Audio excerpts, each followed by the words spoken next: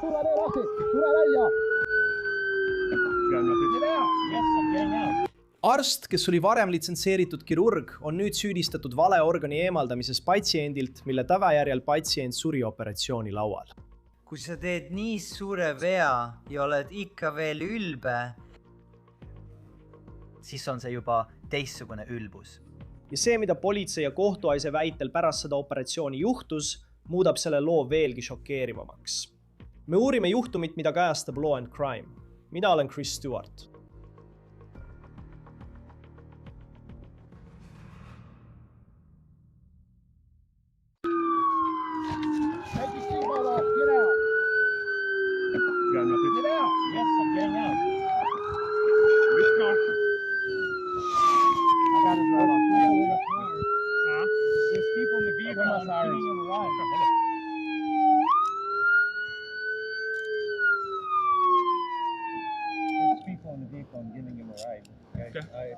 Teeme seda kohe varsti.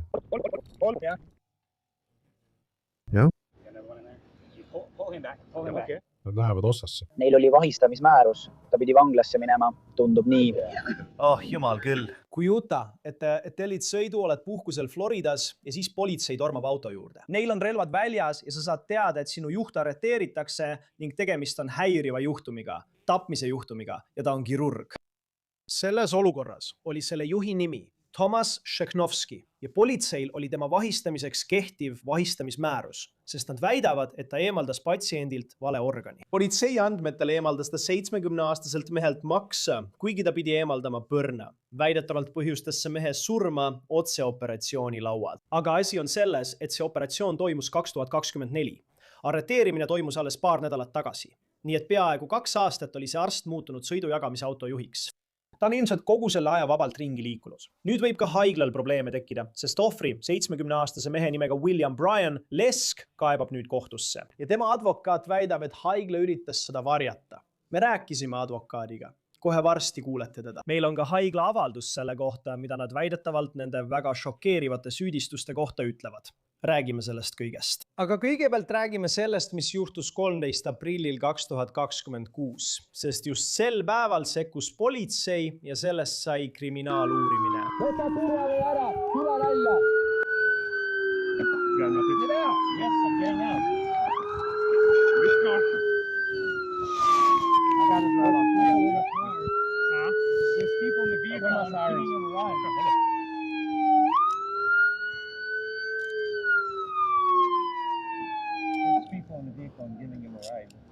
Olgu, teeme seda kohe varsti, jah. Kas seal on meil inimesi?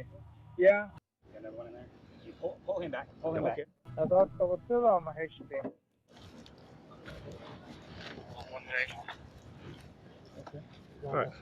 Kas sul on midagi raskus? Lase mul rääkida, lõika mind. Ei, härra, mitte midagi. Olgu. Yes, sir.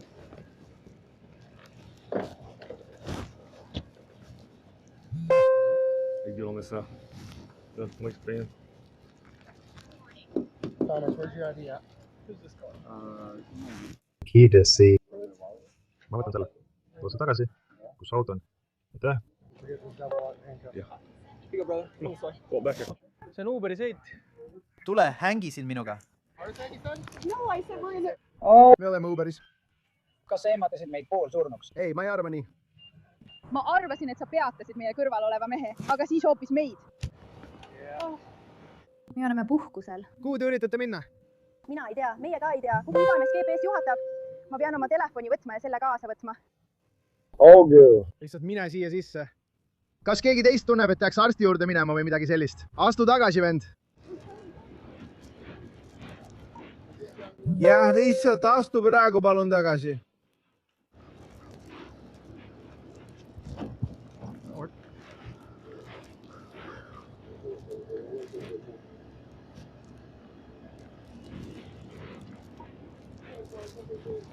Kas sa teed nalja või?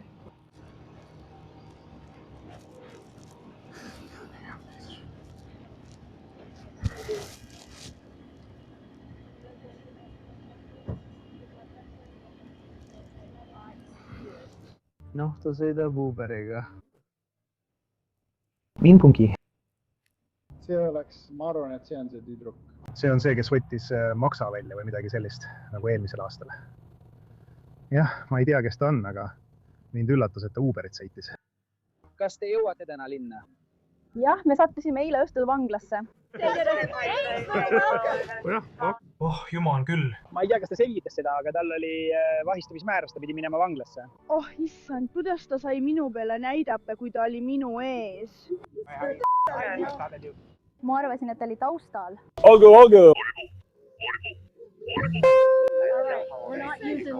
ma tean, nüüdsest kasutame Uberit.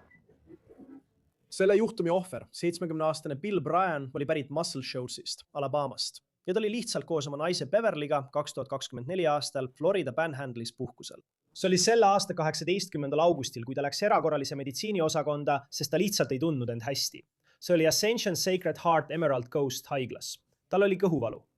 Valvkirurgiks oli doktor Tomasz Šehnovski. Ja Beverly Bryani esitatud hagi kohaselt oli Šehnovski see, kes soovitas operatsiooni. Ta tahtis eemaldada tema mehe põrna, kuid Bryanid selle hagi kohaselt olid kõhkleval seisukohal. Nad soovisid, et neid saadetaks teise haiglasse. Nad ütlesid operatsioonile ei. Nad tahtsid minna koju Alabamasse. Peameeles, nad olid lihtsalt puhkusel. Aga hagi kohaselt jätkas Šehnovski survestamist. Ja ühel hetkel surus ta väidetavalt füüsiliselt Williami kõhule ja ütles, sellepärast peadki sa oma meelt muutma ja operatsiooniga nõustuma. Lõpuks, nende sõnul ta andis järele. Ja operatsioon määrati mõne päeva pärast 21. augustiks kella 4 paiku pärast lõunal. Ja just siin muutub see lugu uskumatult kurvaks ja häirivaks. Florida tervishoiu osakonna erakorralise peatamismääruse kohaselt, mis meil olemas on, olid operatsioonitoa töötajatel enne protseduuri alustamist mured. Neid nimetatakse ametlikud splenektomiateks ja need on väga keerulised. Ja raporti kohaselt töötas sel ööl vaid minimaalne personal. Hagi kohaselt pöördus personal oma valveõe poole ja väidetavalt väljendasid nad muret arsti suhtes. Tsitaat. Nad ei usaldanud Kostja Šehnovski, tundsid end ebamugavalt selle protseduuri tegemise Lašekis, kuna neid ei tehtud seal regulaarselt. Ja nad arvasid, et Kostja Šehnovski ei olnud piisavalt osav sellise protseduuri läbiviimiseks. Pearst doktor Bakani kuulis neid kaebusi väidetavalt enne operatsiooni, kuid hagi kohaselt ei teinud ta midagi selle peatamiseks. Šehnovski ilmus väidetavalt kohale üle tunni aja hilinemisega, mis on samuti murettekitav, kui see vastab tõele.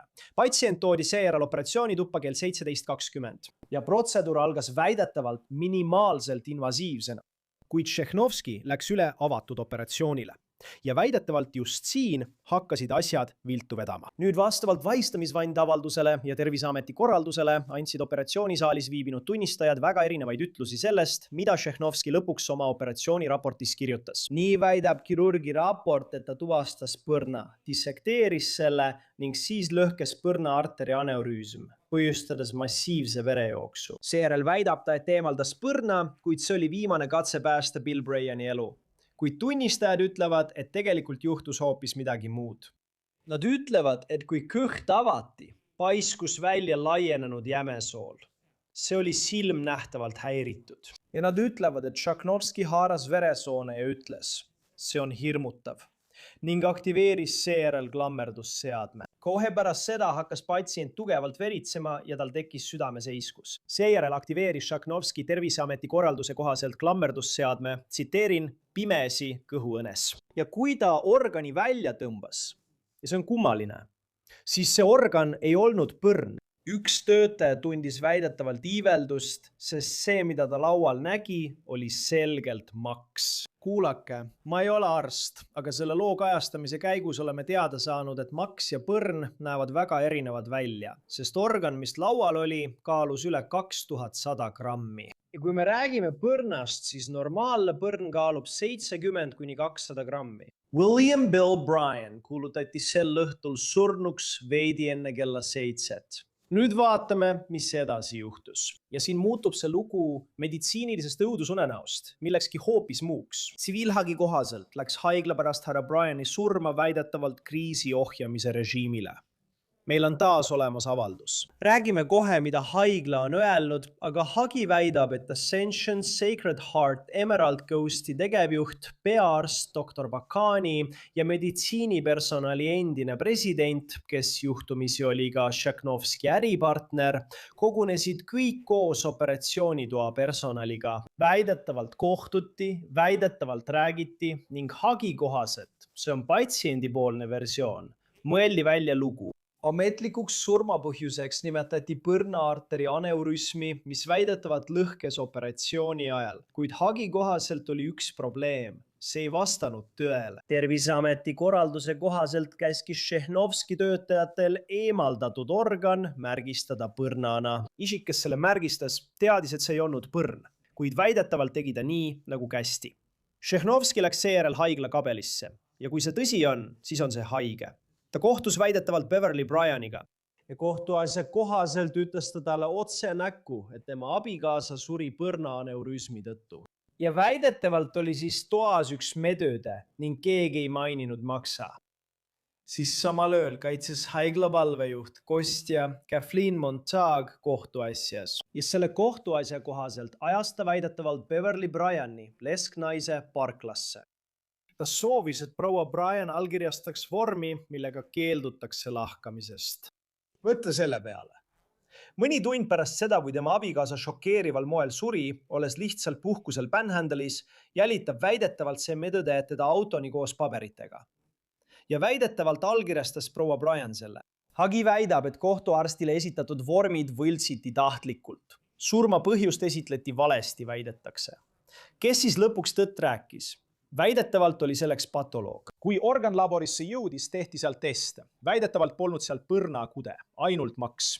Ja siis sekkus kohtuarst. 17. septembril 2024 kinnitas Florida esimese ringkonna kohtuarst surmatunnistuse. Tsiteerin. Surmaviis, tapmine ning surmapõhjused. Tere kaotus ja ma ei ole arst, nii et ma ei pruugi seda õigesti hääldada, aga maksa kirurgiline eemaldamine. Ja see puutumata põrn, see oli endiselt William Bryani kehas. Nii et väidetavalt ei olnud aneurüsmi ega rebendit. Ja nüüd tuleb osa, mis paneb tõesti imestama. Kuidas see arst üldse sai praktiseerida? Sest see polnud Šehhovski esimene valele organile tehtud operatsioon. Florida tervishoiuosakonna erakorralise peatamismääruse kohaselt, mis anti välja 2023 aasta mais, rohkem kui aasta enne härra Bryani surma, tegi Šehhovski teise operatsiooni. See pidi olema niinimetatud adrenalektoomia, mis tähendab neerupealise eemaldamist, mis asub ilmselt sinu neeru lähedal.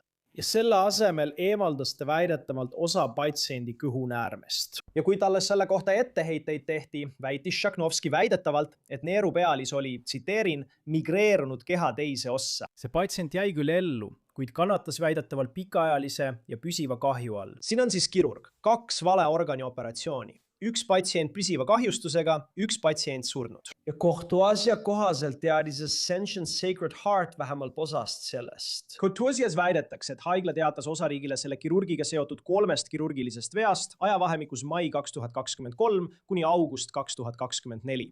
Ja kõik 3 olid seotud Šehhovskiga, kuid ta säilitas opereerimise õiguse. Tundub, et ta jätkas opereerimist. Kohtuasjas tuuakse otsene seos teise juhtumiga. Aastaid varem teises Ascensioni haiglas Jacksonville'is, St. Vincent'is, oli kirurg nimega Dr. R. David Heekin. Ja väidetavalt lubati tal jätkata opereerimist hoolimata sellest, mida kohtunik nimetas hiljem tsiteeritult murettekitavaks ja häirivaks kõrvalekallete mustriks ravistandardist. Põlveproteesid pandi tagurpidi, kruvid keerati patsiendi istmikunärvi ja üks patsient suri operatsioonilaual. Sadu kohtuasju. Ja kohtunik leidis lõpuks, et haigla suutmatus teda peatada oli nii hoolimatu, et see õigustas karistuslikku kahjuhüvitist. Aga see oli sama haiglasüsteem, Ascension, samad probleemid, väidetavalt sama muster. Aga seekord oli tegemist teise kirurgiga, mis viib meid tagasi 2026. aasta 13. aprillile. Ja just siis esitas Waltoni maakonna suuržürii Dr. Thomas Šehhovskile süüdistuse teise astme tapmises. Ja just siis hakkas politsei teda otsima. Nii, et nüüd on kriminaalasi üks asi, aga nagu mainisime, on ka Beverly Bryan. Tema peab ka seda tsiviilvõitlust. Ta on kaevanud kohtusse Šehhovski, tema praksise, haigla ja mitu medõde. ja tema advokaat Joe Zarzar ütleb väga teravalt, mis tema sõnul pärast seda operatsiooni juhtus. Enne kui me tema intervjuuni jõuame, tahan ette lugeda avalduse, mille on välja andnud Sacred Heart Emerald Coast. Dr. Shechnovski ei olnud kunagi Sacred Heart Emerald Coasti töötaja ja pole alates augustist 2024 üheski meie asutuses töötanud. Meie keskendume jätkuvalt sellele, et täita neid standardeid, mida meie patsiendid ja kogukond meilt ootavad. Mis puudutab Dr. Shechnovskit, siis ei ole selge, kas ta on advokaadi palganud. Meiega liitub nüüd Beverly Bryani advokaat Joe Zarzar. Aitäh, härra, et leidsite aega olla meiega siin Law and Crime'is. Ma tean, et olete selle looga olnud seotud umbes 2 aastat. Mida te nägite, kui vaatasite seda kehakaamera videot? Kuidas oli teie jaoks näha, kuidas kirurg kinni peeti? Perekond tundis kergendust. Ma tundsin teatud mõttes kergendust perekonna pärast, sest ilmselgelt ajan ma tsiviilkohtu asja. Aga me tundsime juba selle algusest peale 1,5 aastat tagasi, et see oli kriminaalasi, millega pidi tegelema kriminaalõigussüsteem. Nii et mul oli hea meel, et see juhtus. Kuidas mõjutab see, et asjal on kriminaalne pool teie tegevust tsiviilpoolel? Need on 2 eraldi rada, see ei mõjuta seda üldse. Tegelikult need juhtumid ei kattu. Meie süsteemis on 2 eraldi menetlust, tsiviilmenetlus ja kriminaalmenetlus. Ja need 2 menetlust ei kattu. Nii et teine juhtum jätkub sõltumata sellest, mis selles juhtumis juhtub. See juhtum liigub edasi sõltumata sellest, mis seal juhtumis juhtub. Ja lihtsalt tsiviilhagi läbi vaadates mõned lood, mis on avalikkuses olnud ning tagasi minnes sellele kohutavale ööle, mil härra Bryan kaotas oma elu. Kas saaksid lihtsalt selgitada, mida sa tead sellest osast? Kui asi puudutab arsti, mines Beverly juurde kaabelis ja selgitades talle, mis juhtus. Ja siis, kuidas jõuti selleni, et tegelik surmapõhjus avastati. Sest see ei olnud sugugi nii sirdjooneline protsess, nagu võiks eeldada, kui püüad teada saada, kuidas su lähedane suri. Ja, sellest polnud midagi otsest. Arst eemaldas härra Bryani maksa, kuid selle tegemisel pidi ta läbi lõikama alumise õõnesveeni, sest see on peamine veresoon, mis on maksaga ühendatud. Ja kui eemaldad kellegi maksa, on vaja lõigata läbi alumine õõnesveen.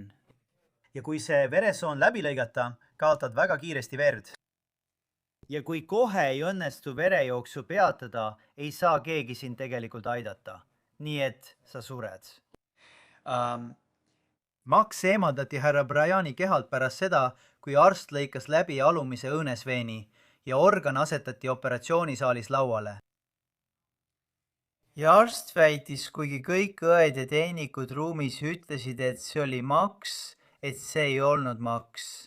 See oli põrn.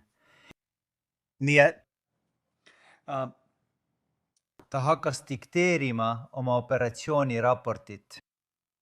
Ja oma operatsiooniraportis ei mainida maksa. Ta mainib ainult põrna.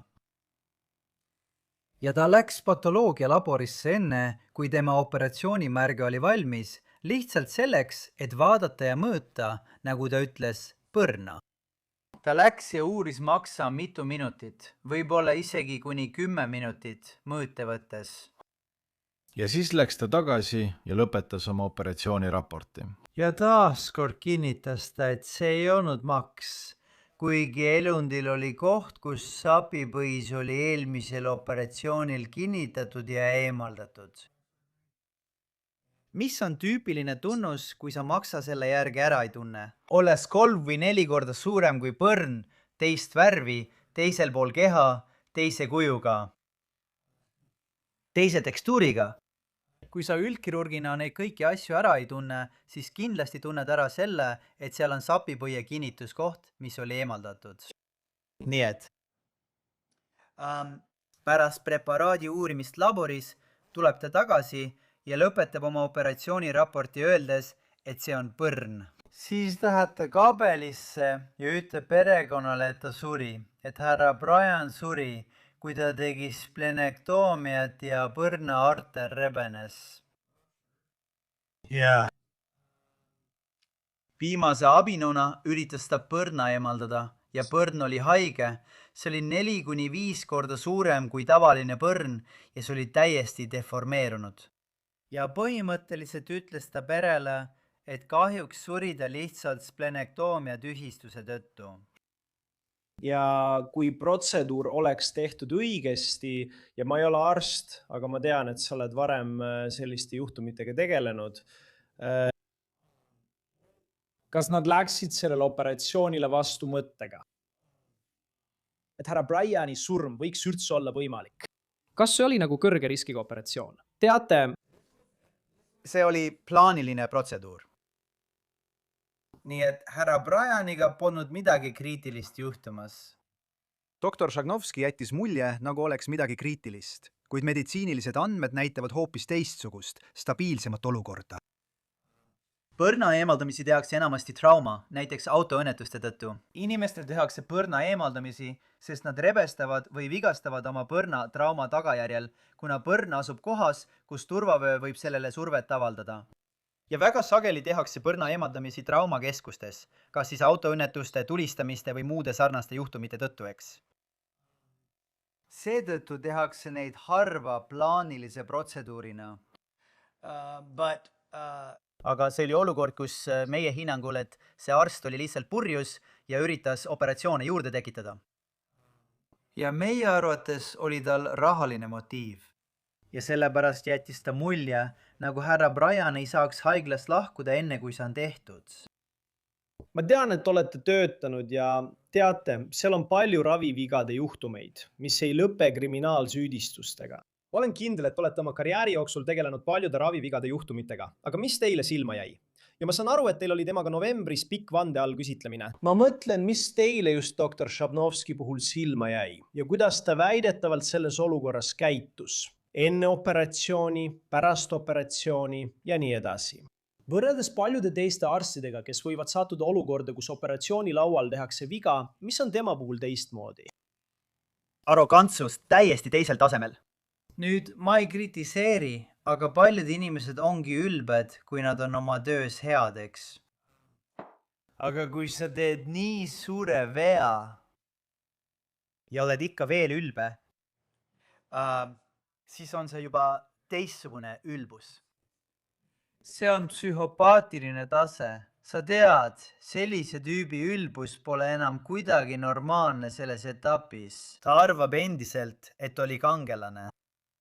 See arst usub endiselt, et ta oli selle operatsiooni kangelane ja tegi kõik, mis tema võimuses oli. Ja ta lihtsalt üritas päästa härra Bryani elu, kuigi just tema põhjustas härra Bryanile kõik selle kriitilised asjaolud. Ta usub seda endiselt. Kui midagi silma paistab, siis see, et ma ei tööta ilmselt ja loodetavasti enam kunagi nii räige juhtumiga. Ja teiseks, selle mehe ülbuse tase on minu arvates psühholoogiliselt märkimisväärne.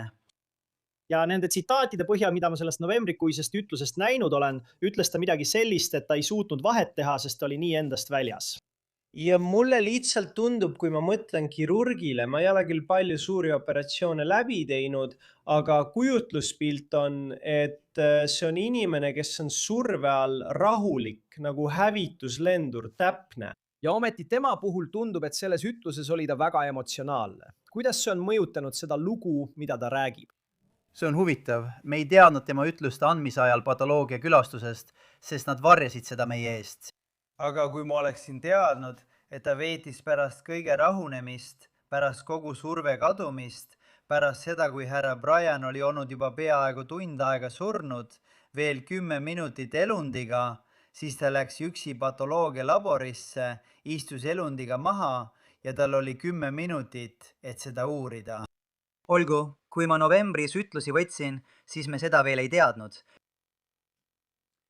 Ja kui ma oleksin seda teadnud, siis ma oleksin muidugi. Tema poleks seda teinud, ta oleks valetanud teistmoodi. See on vale. Ja siis ta oleks sellel hetkel midagi muud välja mõelnud, eks. Ma olen kindel. Aga igal juhul, et vastata su küsimusele, kuidas ma siis käsitlesin seda, et ta ütles, et ta oli segaduses ja operatsioonisaalis oli nii palju pinget ning ta ei tundnud organit ära. No tegelikult see on vale, ma väidaksin. Ja ma arvan veelgi enam, et see on vale. sest ta ei maininud, et ta läks pärast kõige rahunemist patoloogialaborisse ja uuris organit kuni 10 minutit.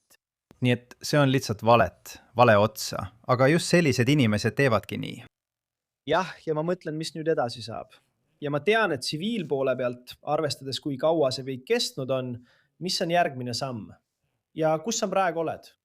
Me kavatseme kohtult nõuda karistuslikku kahjutasu. Me kaasame ka tema grupi, sest me arvame, et tema kolleegid Dr. Ruby ja Dr. Haney teadsid rohkem sellest, kui ebakompetentne see mees oli ja lubasid tal tavalisi inimesi opereerida. Hoolimata sellest, et me leiame, et mõlemal oli kohustus kaitsta kodanikke ja patsiente selle mehe eest. Nii et me hakkame uurima Genesis Care'i ja nende vastutus selle eest. Tema partnerid meie arvates jagasid teatud määral vastutust. Ma ütlen partnerid, aga nad on tema kolleegid, need 2 kirurgi, kes temaga koos töötasid. Huvitaval kombel küsiti ühelt tema partnerilt, vanemalt neist, pärast seda, kui Mr. Briani maksateema avalikuks tuli. Nad ütlesid, et Florida Tervishoiuamet, mis on Florida osariigi valitsusasutus, mis jälgib haigleid, nad kohtusid ühe partneri, ühe kolleegiga ja küsisid temalt, mis on teie reaktsioon sellele, et üks teie kolleegidest eemaldas põrna asemel maksa ja tappis sellega ühe mehe? Muidugi oleks normaalne reaktsioon. Me oleme jahmunud, meil on perekonnas kahju. Ma ei suuda taluda, et see juhtus. Mul on kahju, et see üldse juhtus ühegi organisatsiooniga, millega ma seotud olen. Ta ei peaks kindlasti enam minuga ega kellegi teisega arstina töötama. Ei, see polnud tema reaktsioon. Tema reaktsioon oli teie kõik, teie meedia, teie Florida Tervishoiuamet ja see advokaat, keda ma nimetan potentsiaalselt terroristiks ning ta kasutas minu nime, tulevad meie kallale. Ja kõik, mida see teeb, on heade arstide nagu doktor Shagnovski eemale peletamine. Ja see tekitab mulle ja mu teisele kolleegile siin rohkem tööd, sest doktor Shagnovski, hea ja hooliv mees nagu ta on, ei saa enam arstina töötada. Nii et põhjustel, mida pole veel avastatud, kavatsen ma, kui ma tema ütlusi võtan, doktor Ruby arvates tähendab see kõik ainult rohkem tööd talle, sest see lihunikust kirurg ei saa enam tema eest valveid teha, mida ma pean uskumatuks. Ja samuti, ma ei ole küll arst, aga maks ja põrn tunduvad olevat üksteisest üsna kauged. Ja väljaspoolt vaadates tundub ka nii, ma mõtlen, kui tavaline see on, et keegi ajab sellise organi segamini. Kõik üldkirurgid, kellega ma räägin, välja arvatud doktor Haney, tema partner ja doktor Ruby, usuvad seda. Ainus viis, kuidas selle eriala atesteeritud üldkirurg saab sellise vea teha, on see, kui ta on vaimselt häiritud, tal on mingi orgaaniline ajuhäire, varajane dementsus või ta on uimassite mõju all. Seda ütlevad mulle enamik üldkirurge. Ja kas te olete uurinud või mida te olete teada saanud tema tausta kohta? Kuidas ta üldse sai sertifitseeritud sellisesse ametisse, kus ta väidetavalt võis perekonda protseduuri käigus mõjutada ja seejärel kõik nii halvasti läks? Ma mõtlen, kuidas keegi üldse, ma arvan, et see on paljudele vaatajatele kõige suurem küsimus. Kuidas see mees lõpuks jõudis sellisesse positsiooni, kus ta sai olla kirurg? Ma ei tea, ta on osteopaatiline arst. Ma ei ütle selle kohta midagi halba, aga ta läbis seejärel täiendava spetsialiseerumise vastavad nendele dokumentidele, mis ta meile on esitanud ja mis meil olemas on. Ja ta on atesteeritud üldkirurg, osteopaatiline. Arst. Jaa. Kuni selle hetkeni pole me suutnud palju avastada, välja arvatud neerupealise protseduur, mis toimus 2023 aastal, kus ta eemaldas inimese kõhunäärme neerupealise asemel. Ta töötas mõnda aega Alabamas. Ta väidab, et see oli suurepärane töökoht, meie kuuleme aga vastupidist. Ja siis kolis ta Destiny haiglasse tööle. Nii et meil on umbes 4 aasta jagu probleeme. Ükski neist pole muidugi nii hull kui härra Brian. Aga enne härra Brianit oli see vales kohas tehtud operatsioon, kus ta eemandas osa kõhunäärmest neerupealise asemel ja need on väga erinevad organid. Ja. Ja siis lõpuks, kuidas sellel perel läheb? Ma tean, et seda on raske sõnadesse panna, kui kaotad lähedase sellisel moel, aga lisaks on ka kogu riigi tähelepanu sellel. Ja siis saad teada kõik need väiksed detailid, mida kohtuasjas väidetakse. Kuidas Beverly ja ülejäänud pere kõige sellega toime tulevad. Braylee Bryan tunneb kergendust. Viimane kord, kui temaga rääkisin, oli reedel ja ta tundis kergendust, et lõpuks kriminaalasi jõuab lahenduseni, eks? Ja ta oli nii mures, et ta pääseb sellest puhtalt, sest tsiviilõigussüsteem ei ole tegelikult loodud selleks, et sellised inimesed äritegevusest kõrvaldada. Mul on kahju seda öelda. Mul on kahju tunnistada, et meil on piirangud, aga kindlustusfirmad tulevad nendele arstidele appi, eks? Ja tsiviilasjad võivad muuta kindlustuse saamise keerulisemaks, eks? See võib kindlustusfirmadele tõesti palju maksma minna. Aga kui rääkida nende ärist väljatõrjumisest, siis see pole hea. See pole selles hea, aga kriminaalsüsteem saab sellega paremini hakkama. Nii et ta tunneb kergendust selles mõttes, et nüüd see mees loodetavasti ei saa enam arstina töötada, vähemalt üheski suuremas riigis loodetavasti igavesti. See ongi see, mida ta praegu üle kõige tunneb. Hästi, Joe Zartser, advokaat. Aitäh, härra, et leidsid aega olla meiega Law and Crime'is. Me hindame seda. Jah, aitäh. See lõpetab Law and Crime'i esitatud juhtumi. Tellige meid YouTube'is ja Spotify's. Nüüd saab meid vaadata ka Peacockis. Mina olen Chris Stewart, kohtume järgmisel korral.